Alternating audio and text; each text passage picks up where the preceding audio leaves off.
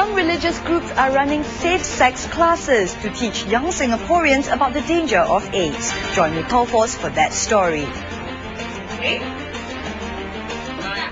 Our teenagers can soon expect to hear more about safe sex when they turn up for religious classes. Abstinence and faithfulness are two key messages religious leaders hope to address with greater intensity in the coming months, following discussions with the Health Ministry. Video journalist Pearl Foss with a part 3 of a special report on the fight against AIDS in Singapore. So before any time the penis is inserted into a girl, the condom has to be on the penis. Now, this is not something you would expect to hear at a religious class on a Sunday. But this is precisely what's going on at the Buddhist Fellowship. Following discussions with the Health Ministry on the AIDS problem, it believes it should no longer skirt the sexuality issue. So teenage sexuality classes are now part of its programs. I think the students need to be educated properly rather than being taught to an abstract, because at the end of the day they need to be well informed, as they will get information from the internet, from their friends, and some may be correct and some may not be. So it's best to be explicit so that it opens up the opportunity as well for them to be able to ask questions. I think it's good sexuality is being taught in a religious setting, because religious principles guide our kids, and sexuality is a very important part of our kids' lives. Muslim leaders concerned with the growing number of HIV infections are also starting to address previously shunned topics in their mosques. For the Muslim public, our key message is, of course, abstinence from casual sex, and also, of course, being careful to, one's spouse.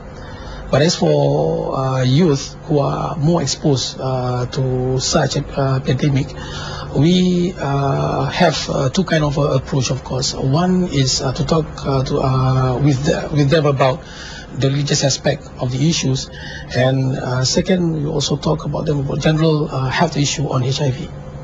But while some faiths consider the discussions on the spread of AIDS appropriate, others take a different view.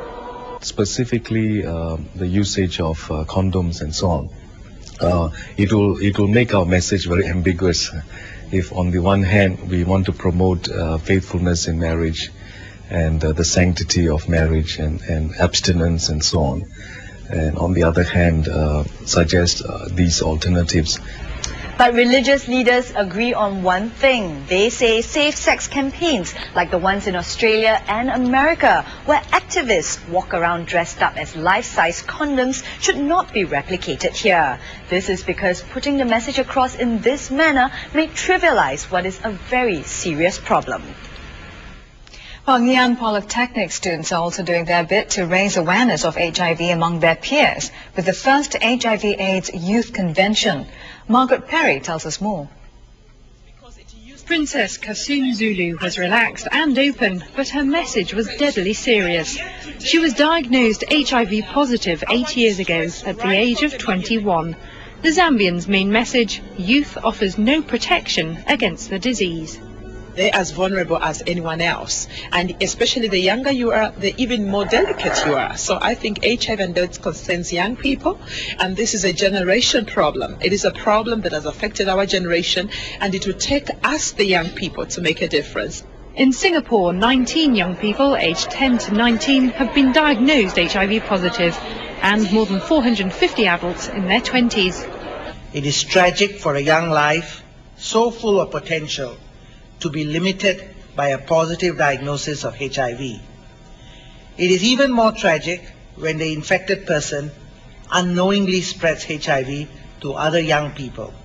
Student organisers of the convention hope to persuade their 250 peers to abstain from sex before marriage.